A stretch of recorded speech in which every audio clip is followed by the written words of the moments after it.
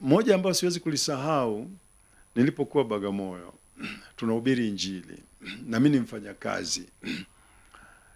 Hiyo ilileta maneno kwa watu kwamba huyu, alafu wakati huo ni Mungu alikuwa amenijalia nimeshakuwa manager wa benki, alafu bado nahubiri sokoni na kila mahali. Kwa hiyo hilo jambo sisahau, kwa sababu yalipelekwa mashtaka makao makuu ya benki kwamba huyu manager mlimleta hapa hafanyi kazi yote, ni kuhubiri tu barabarani. Hafanyi kazi yote, ni kuhubiri tu. Nikaitwa Dar es Salaam, nikamwambia, bwana wewe, tumekupeleka huko, wewe bwana nini tena unafanya huko? Sisi tumekupeleka kama manager wa benki hapo, sasa tunasikia wewe kazi yako kuhubiri tu. Sasa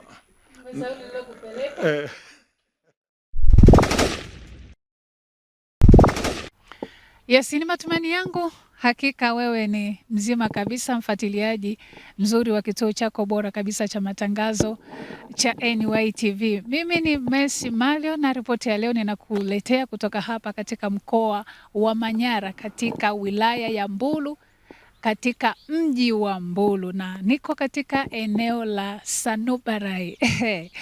Hili ni eneo la Sanubarai, lakini niko katika kanisa la Tanzania Assemblies of God linaloitwa Getsemane Mbulu, na linachungwa na mtumishi wa Mungu Mchungaji Peter Golugwa. Niko hapa kukuletea tukio, au tuko hapa kama NYTV kukuletea tukio bora, kubwa, zuri na la baraka litakalofanyika hapa kesho. Ni tukio la maadhimisho ya miaka 50, yani jubilii ya miaka 50 ya kanisa hili toka kuanzishwa hapa lilipoanzishwa mwaka 1975. Kuna historia ndefu hapa, kuna mambo mengi ambayo Mungu ametenda ndani ya miaka hii 50. Basi nikusihi mtazamaji, karibu sana. Tuko hapa kuzungumza na mtumishi wa Mungu Mchungaji Golugwa. Tutazungumza pia na mke wake, tuambie ndani ya miaka 50 kuna mambo gani ambayo Mungu ameyatenda. Wanayo historia ndefu ya kuweza kueleza kama ushuhuda, lakini pia katika safari nzima ya utumishi wao na ambavyo Mungu ametembea nao mwanzo hata leo. Wako hapa, wamehamishwa katika maeneo mbalimbali, lakini baadaye wamekuwepo hapa tena ndani ya miaka 14 toka wamerudishwa hapa. Kuna mambo gani ambayo Mungu amewatendea hata leo wakaamua kuwasinyamaze, wamwambie Mungu asante ambaye ametembea na kanisa hili ndani ya miaka hii 50. Miaka 50 ni nusu karne, ni umri wa mtu ambao hakika kama sio neema ya Mungu kanisa limeendelea kusimama, kanisa limeendelea kukua. Mungu wao amekuwa ni Ebeneza. Basi ni kusihi mtazamaji, karibu tunapokwenda kuzungumza na mtumishi wa Mungu, kufuatilia mahojiano haya, karibu sana. Lakini ni kusihi wewe ambaye unatamani kuleta tukio lako, unatamani tukufikie mahali popote ambapo ndani ya mji huu wa Mbulu, mkoa huu wa Manyara, lakini mikoa mingine, basi nitumie fursa hii kukukaribisha. NYTV tuko kuweza kukufikia mahali popote unapotamani tukufikie. Sisi tupo mahali ulipo na sisi tupo. Basi karibu sana. NYTV ni kituo bora kabisa cha matangazo ambacho tunaweza kufikia mahali popote ulipo, na tukaweza kuja kwa ajili ya kanisa lako. Pengine una semina, una kongamano, lakini pia pengine una maadhimisho kama ambavyo hapa wao wana maadhimisho ya miaka 50. Hata maadhimisho ya miaka 10 pia tunakuja, hata 5 pia tunakuja. Mwambie Mungu asante. Hata kwa miaka 2 pia ni jambo la kumwambia Mungu asante. Mungu anapendezwa na shukrani. Unapotambua kwamba ni Mungu amekuwezesha kwa miaka 2 pia, basi Mungu atakubariki kwa moyo huo wa shukrani. Basi sisi tupo NYTV, ni kituo bora kabisa cha matangazo kwa shuhuda mbalimbali. Pia hapa na penyewe ni penyewe, una ushuhuda ambao unatamani kushare pamoja na sisi, kwa shuhudia watu wakaweza kutua moyo, basi nikukaribishe. Mungu akubariki unapokwenda kufuatilia mahojiano haya, tunapokwenda kuzungumza na mtumishi wa Mungu Mchungaji Golugwa. Ibada ya kesho ni ibada ambayo ni ibada tutarusha mubashara hapa. Tutakuwa na wageni mbalimbali, lakini pia tutakuwa na ugeni mkubwa kutoka taifa, makao makuu. Tutakuwa na mtumishi wa Mungu, makamu askofu mkuu Dr. Magnus Muhiche atakuwepo hapa, lakini pia na viongozi wengine. Tutakuwa pia na mkuu wa wilaya wa wilaya hii ya Mbulu atakuwepo hapa. Tutakuwa na wanakwaya mbalimbali ambao watamtukuza Mungu mahali hapa. Ili sio tukio la kukosa. Basi ni usikose kufuatilia. Lakini wewe ambaye uko hapa jirani, mji wa Mbulu, katika wilaya hii ya Mbulu, karibu sana, sherekea pamoja na watumishi wa Mungu wa kanisa hili la Getsemane kwa ajili ya kwenda kumshukuru Mungu ndani ya miaka hii 50.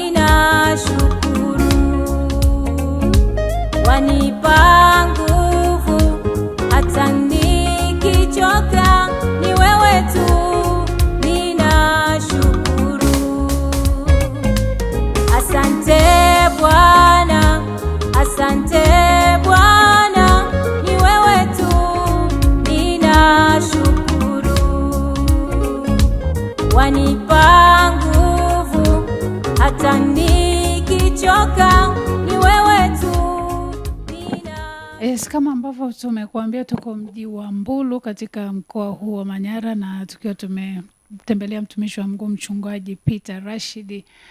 Tutazungumza naye kuhusiana na safari nzima ya utumishi wake kule alikoanzia na kuelekea katika tukio kubwa sana la kihistoria. Wanakwenda kuadhimisha jubilii ya miaka 50 ya kanisa hili. Hii ni nusu karne. Tutakuwa na mengi ya kuzungumza katika mahojiano haya. Basi nikukaribisha, endelea kufuatilia mahojiano haya katika yale ambayo tutazungumza kwa siku ya leo. Baba, shikamoo. Marhaba. Bwana Yesu asifiwe sana. Bwana Yesu asifiwe sana. Amina. Amen. Habari za huduma? Huduma ni nzuri, namshukuru Mungu sana sana. Huko mji wa Mbulu umetunyima nini? Huku Mbulu kwa kipindi hiki ni kipindi cha mvua, lakini tunamshukuru Mungu. Alafu kuna baridi. Kwa watu mliotoka Dar es Salaam hapa ni baridi. Mjipange. Baba, tumefika hapa, tunatamani kufahamu mchungaji Golugwa ni nani. Kwa yule asiye kufahamu kabisa, tufahamu historia kuanzia chini kabisa na kuendelea. Karibu. Asante sana. Kwa jina kama nilivyosema, naitwa Peter Golugwa na nimekulia maeneo ya huku Mbulu, ingawa kwa asili mimi ni kwa kabila Mnyisanzu, watu wa Singida, lakini wazazi wetu tulikulia Karatu. Kwa hiyo nimesoma shule ya msingi Karatu, alafu baadaye na enzi zile mimi nasoma miaka ile ya 63 64, hapakuwa na shule nyingi sana. Kwa hiyo tulikuwa tunatoka Karatu tunaenda mahali kama Dongobesh. Kwa hiyo nikaenda Dongobesh. Dongobesh ni eneo la Mbulu hapa. Kwa hiyo nikaenda kusoma shule ya tulikuwa tunaita Upper Primary School, ambayo ni darasa la 5 mpaka darasa la 8. Kwa hiyo mimi nikasoma Dongobesh darasa la 5 mpaka darasa la 7. Mimi sikufika la 8. Sisi ndio wale watu wa kwanza kabisa wa kufanya mtihani wa darasa la 7. Tulifanya mtihani wa darasa la 7 mwaka wa 65. Mwaka huo tulifanya darasa la 8 na darasa la 7 siku hiyo moja. Kwa Mungu alipotujalia kwenda sekondari, tukakutana watu waliomaliza la 8 na la 7. Wote tuko form 1. Kwa hiyo Mungu alinijalia nikafaulu kwenda sekondari, Azania Sekondari Dar es Salaam. Kwa hiyo wakati huo sikuwa namfahamu Yesu kama Bwana na Mwokozi. Nimeenda form 1, form 2 ndio nikawa mbaya zaidi. Hata mambo ya kanisa nikaacha. Lakini nilipofika form 3, form 4 akaja kijana na ametokea Moshi. Anaitwa Ruben Ngume, ni Mkenya. Baba yake alikuwa anafanya East African Community. Akaja form 5 pale Azania Sekondari. Ameokoka. Kwa akawa anashuhudia shuleni pale watu wampokee Yesu na nini. Na mimi nikakutana naye na nikamkubali Yesu. Mwaka ule wa 69 nikiwa form 4 nikampokea Yesu kwa Bwana Mwokozi wangu. Kwa 69. Sasa hivi ni miaka 57 ya wokovu. 57 ya wokovu na ya umri 77. Kwa hiyo namshukuru Yesu sana. Namshukuru Yesu sana. Yes. Sasa kutokea hapo safari ya kabla hujaingia kwenye huduma, pengine changamoto za kuingia kwenye wokovu, familia ilikubalije na nini? Okay. Kwa habari ya wokovu, familia haikuwa na neno. Baba na mama pia hawakuwa na neno. Kwa hiyo mimi nikaendelea na wokovu vizuri na nikaanza kushuhudia injili hapo nikiwa mwanafunzi. Nikaanza kushuhudia injili kabisa, kwa sababu aliyenishuhudia mimi wokovu alikuwa ni mshuhudiaji wa injili. Alafu alikuwa muombaji sana mwenzangu yule, na mimi nikawa nashika ile tabia yake. Alikuwa anaitwa Ruben Ngume, mtu wa Kenya. Kwa hiyo yeye alikuwa form 5, mimi nikiwa form 4. Kwa hiyo nikaanza kushuhudia injili sana. Baadaye nilipomaliza shule ile 69 Disemba, nikampokea Roho Mtakatifu pale shuleni. Alafu siku nampokea Roho Mtakatifu wala sikuwa na kwenye kanisa. Nimeenda tu darasani kwenda kuomba nikajazwa Roho Mtakatifu. Mwenyewe peke yangu nikampokea Yesu. Kwa hiyo ikanipa sana kwamba kweli nimtumikie Yesu. Na kitu kilichonivuta nimshuhudie Yesu niliposoma kitabu cha Matendo, habari za Stefano. Stefano alichaguliwa kuwa shemasi, hakuwa mchungaji wala nini. Ni mtu wa kawaida. Nikasema na mimi nataka nimshuhudie Yesu. Ishara na maajabu vionekane. Kwa hiyo nilipomaliza shule, siku zile ajira zilikuwa rahisi kidogo. Ilikuwa rahisi kidogo. Nikapata ajira Benki ya Taifa ya Biashara. Na ajira yangu ya kwanza ikawa Moshi. Kwa hiyo pale Moshi mjini pale, nikawa nashuhudia Injili pia. Kwa hiyo baadaye nikiwa nafanya kazi pale wito moyoni ulikuwepo sana. Ulikuwepo sana. Nakumbuka kuna muujiza ambao Mungu aliufanya. Mtoto wa dada yangu alikuwa anaishi Karatu. Nikamwandikia barua, nikamwambia mimi sasa nimeokoka na wewe mpokea Yesu. Basi alipopata barua nikaiombea barua nikaifunga, alipoipata akampokea Yesu. Kwa barua tu. Huyo alikuwa mtoto wa dada yangu ambaye baadaye alikuja kuolewa na mchungaji Christian Kiwia. Na alikuja kuolewa naye, kwa hiyo aliokoka kwa barua tu. Baadaye nikamwandikia na rafiki yangu moja anaitwa Matthew Liatu. Nadhani kesho atakuwepo. Tulisoma naye pia shule ya msingi. Nikamwandikia barua, nikamwambia bwana, mimi nimeshampokea Yesu na wewe mpokee Yesu. Ilikuwa ni njia yako ya kushuhudia watu kwa njia ya barua? Hata ya moja kwa moja na kwa barua kwa marafiki. Alipoisoma barua akasema mambo gani nakuja. Akaja Moshi. Alipokuja Moshi tulikuwa na mkutano wa mchungaji Moses Kulola miaka ile. Akasikia Injili akampokea Yesu. Akarudi Ngorongoro, alikuwa anafanya kazi Ngorongoro. Aliporudi Ngorongoro akaenda kaanzisha kanisa. Yaani akiwa na wiki sije moja nini akaanza kuhubiri. Mwongofu kabisa. Akaanza kuhubiri Injili, ndio kanisa la Ngorongoro likaanza. Kwa yupo ni mzee wa kanisa pale Arusha, Calvary Temple. Atakuwepo kesho. Atakuwepo kesho. Kwa hiyo baadaye nikapata hamu ya kuhubiri Injili Mbulu, kwa sababu Mbulu mimi kwa sababu napafahamu kuja siwezi, mimi ni mfanyakazi. Sasa nikatamani kwamba ingefunguliwa benki Mbulu, mimi ningeenda. Sasa hamna. Wakati niko ofisini benki ya Moshi pale, naona sekula inakuja inasema kuna benki, tunatangaza benki imefunguliwa Mbulu. Nikafurahi sana, nikasema ningeenda huko mimi. Ili nihubiri Injili. Sio kikazi wala nini. Ni ushuhudie Injili. Basi nikaona nitafanyaje, nikaomba mkuu wangu wa kazi, nikamwambia bwana mimi nataka nifanye kazi Mbulu kule. Akasema andika barua. Nikaandika barua wala sio nzuri, rafu tu hivi. Ikapelekwa, wakaniambia huyu ameomba barua, ameomba kuhama, basi ajilipie gharama ya safari ya uhamisho. Sababu ameomba mwenyewe. Nikasikitika kidogo, lakini nikasema no problem. Nikaenda. Nikahamia huku na nikamwomba Mungu. Nikamwambia Mungu naenda Mbulu. Mtu wa kwanza kumshuhudia habari za Yesu aokoke. Alafu nyumba nitakayoishi iwe nyumba ya sala. Nisaidie Mungu. Kufika nikakutana na mtu tuliyesoma naye shule msingi anaitwa Richard Banga. Tumekuta tulisoma wote. Nikamshuhudia habari za Injili akanidharau kidogo, akaona sasa huyu tulisoma naye hajui kitu huyu. Akasema mimi bwana na maswali mengi. Angekuja mchungaji wako ningemuuliza maswali yote. Sasa na mimi nikasubiri. Baadaye akaja mchungaji Christian Kiwia, alikuwa rafiki yangu tangu zamani. Akaja kunitembelea.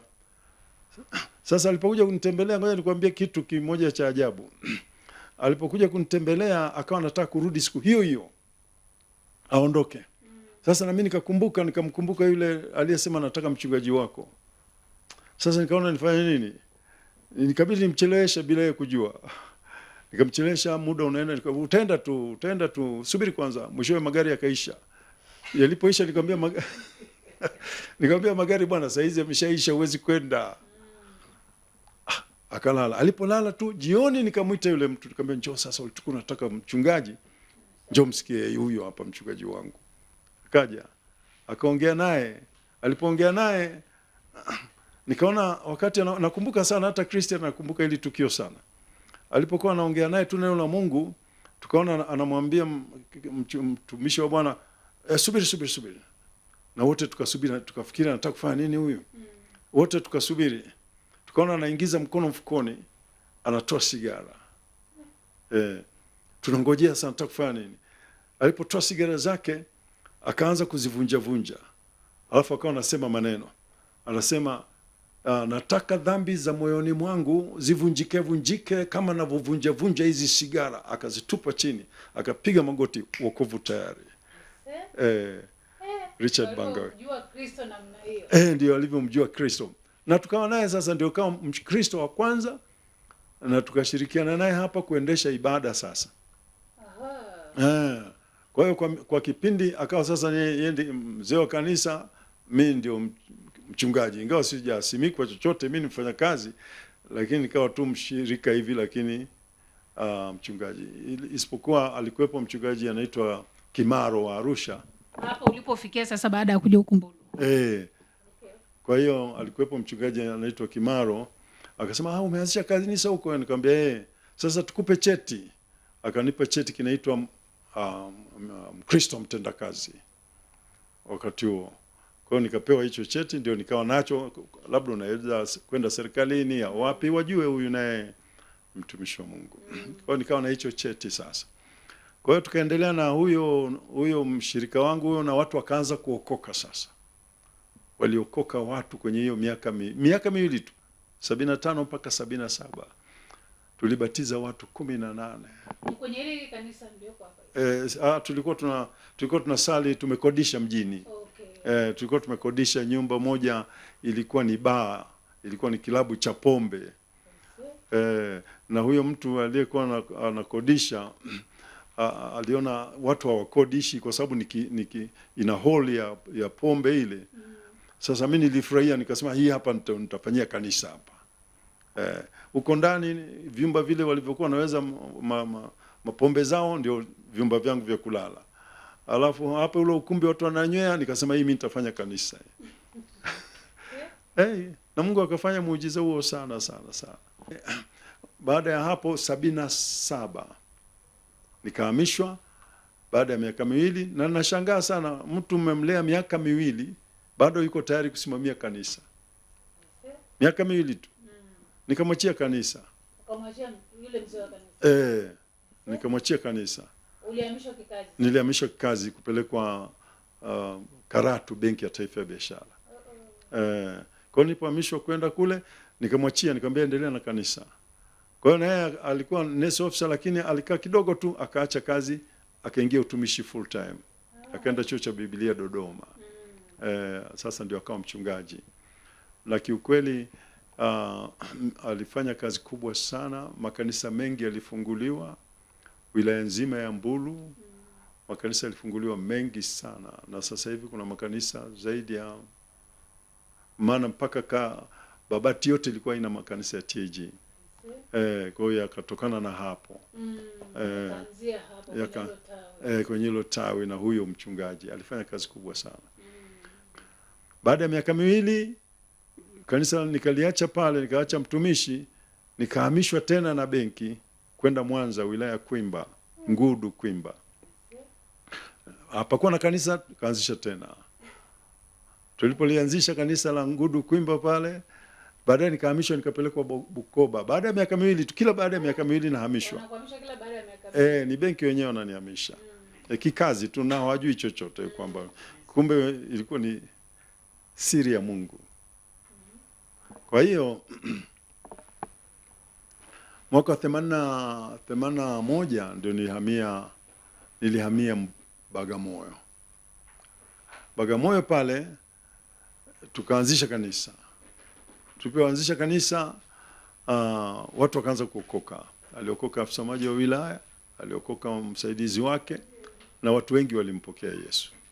Kwa hiyo baada ya hapo Nilipokaa miaka miwili 83 nikahamishiwa Bukoba.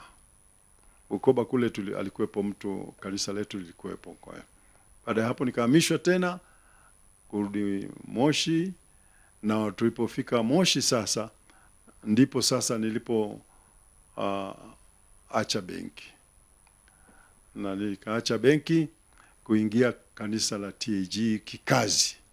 Wakati huo mchungaji alikuwa ni Emmanuel Lazaro. Emmanuel Lazaro alikuwa ndio askofu mkuu, na Solomon Mwagisa alikuwa ndiye katibu mkuu. Kwa hiyo wakaamua kwamba Solomon Mwagisa ambaye alikuwa ni katibu mkuu alikuwa anaitwa katibu mkuu mtunza hazina. Kwa hiyo wakaona kwamba watenganishe nafasi ya katibu mkuu na nafasi ya mtunza hazina iwe tofauti. Kwa hiyo mimi nikaingia pale kama mtunza hazina wa TAG wa kwanza. Kipindi hicho kulikuwa hamna mtunza hazina. Ilikuwa hakuna mtunza hazina. Alikuwa anachukua nafasi mbili. Kwa ndio nikawa mtunza hazina wa kwanza wa TAG makao makuu. Na hapo ndio TAG walipohamisha ofisi kutoka ofisi Arusha wakahamia pale Kinondoni. Kwa mara ndio ilipohamia kule. Kwa nikawa mtunza hazina pale Kinondoni na Mwenisongole. Kwa sababu na uchaguzi ukafanyika wakati huo, Mwenisongole akawa ndio askofu mkuu. Kwa nikafanya TAG kama mfanyakazi wa mtunza hazina ofisini kwa miaka 2-3. Basi nikashindwa kuishi Dar es Salaam kwa sababu familia iko Arusha na nini, basi nikaacha kazi ya TAG. Kwa nikarudi kwenye kazi za kawaida za utaalamu wa uhasibu wangu. Kwa hiyo kwa ilipofika kipindi kile, lakini namshukuru Mungu, katika kipindi nikiwa TAG tuliweza kupata idara ya miradi kama ilianza. Nilipata nafasi nikaenda mpaka Denmark kwa ajili ya kutafuta miradi, na tukapata wa Danish ambao waliweza kufanya kazi na sisi. Kwa hiyo tukafanya nao kazi.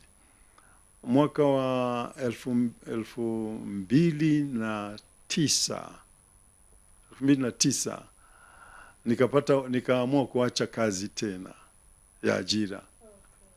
Sasa nataka kutumika kabisa kwenye kanisa TAG 2009. Sasa askofu mkuu kutoka mbali alipoona kwamba huyu bwana yuko tayari sasa kuwa full time kanisani, ndio akaniita Dar es Salaam kuwa manager wa miradi. Ndio idara ya miradi na maendeleo ndio ilikuwa inaanza.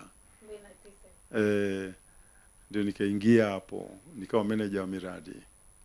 Kwa hiyo nikawa hapo, na wakati huo sasa, kwa sababu niko hapo, nikawa nasoma chuo cha Biblia pale Global, pale gorofani pale Kinondoni. Nikawa nachukua masomo yangu. Kwa hiyo nikafanya 2009, 2010 naendelea na masomo yangu. 2011, 2012 viongozi wakaona kwamba wanilete Mbulu. Wanilete Mbulu, na askofu ananipigia simu, Golugwa uko wapi? Mtoka mbali. Uko wapi? Nikamwambia niko Arusha. Ambe embo njoo, tunataka tuna safari ya kwenda Mbulu. Okay. Kasema sawa. Kwa akawepo Magnus Muhiche na Ron Swai, tukaja nao Mbulu huku. Kumbe hapa Mbulu palikuwa pametokea kama mtingishiko kidogo, kwamba mchungaji alikuwa ameshafariki mwaka jana yake. Alikuwa anaongoza kanisa hili, ambaye ndio yule mshirika wangu wa kwanza yule. Kwa hiyo akawa amefariki 2011. Sasa wakashindwa kupata mtu kusimamia, hapa kawa na mvutano kidogo. Nikaambiwa bwana Golugwa ndio kaambia, wewe bwana tutakuacha hapa. Uendeleze kazi ya Mungu ulioianzisha mwaka wa 75. Na hao watakuheshimu kwa sababu wewe ndio uliyemtubisha baba yao wa imani hapa. Mwicha akasema hivyo. Basi akaniacha hapa. Kwa hiyo ndio hapo tukaanzisha, nikawa sasa mchungaji tena sasa kwa mara ya pili sasa. Ile mara ya kwanza ilikuwa miaka 2 na sasa kwa leo tunavyozungumza mimi na wewe ni miaka 14. Miundombinu na maendeleo ndio hiyo sasa. Sisi kwetu hapa tuna nursery, tuna darasa la ushonaji na vitu kama hivyo. Alafu darasa la kompyuta, tumeanzisha karakana ya kuranda mbao. Ni kama VETA ndogo iko. Kama VETA ndogo iko hapa. Kwa hiyo ni kwa upande wa miundombinu na mifumo na kwa hiyo ndio hivyo. Okay, kuna mambo ambayo siwezi kuyasahau. Mambo mengi kama labda 2 matatu ni yaseme. Moja ambayo siwezi kulisahau, nilipokuwa Bagamoyo tunahubiri Injili na mimi ni mfanyakazi. Hiyo ilileta maneno kwa watu kwamba huyu, alafu wakati huo Mungu alikuwa amenijalia nimeshakuwa meneja wa benki. Alafu bado nahubiri sokoni na kila mahali. Kwa hiyo hilo jambo sisahau, kwa sababu yalipelekwa mashtaka makao makuu ya benki kwamba huyu meneja mlimleta hapa hafanyi kazi yote, ni kuhubiri tu barabarani. Hafanyi kazi yote, ni kuhubiri tu. Nikaitwa Dar es Salaam. Nikamwambia, bwana wewe tumekupeleka huko. Wewe bwana nini tena unafanya huko? Sisi tumekupeleka kama meneja wa benki hapo. Sasa tunasikia wewe kazi yako kuhubiri tu. Sasa nikamuuliza mkuu wangu, nikamwambia, mkuu, kwa habari ya kazi zangu na ripoti unaonaje? Kuna shida yote? Akaniambia, kwenye ripoti sioni shida. Ni hiyo tu kwamba wewe unazunguka zunguka.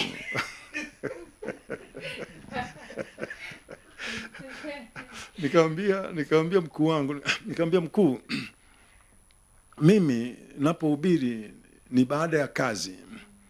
Wenzangu baada ya kazi wengine wanaenda baa, wengine wanaenda hivi. Mimi badala ya kwenda baa kunywa, mimi naenda kuhubiri. Sasa kosa hiyo. Akanisikiliza, akanielewa. Akasema, kweli bwana. Kweli bwana. Bwana wewe endelea tu bwana, maneno ya watu. Kwa hiyo matokeo yake nikapandishwa cheo. Kabisa. Nikapandishwa cheo. Nikapandishwa cheo, nikapelekwa Bukoba. Kwa hiyo hilo jambo siwezi kusahau.